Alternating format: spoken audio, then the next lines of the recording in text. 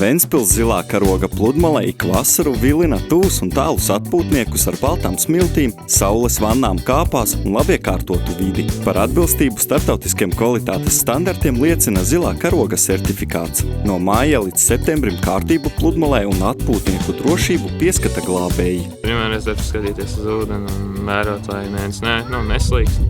Aizrādīt maziem bērniem, tie, kas vien paši bez uzraudzības pie ūdens un sameklēt viņam vecāks. No kā ar meitenēm novērš uzmanību? Mūsu darbu?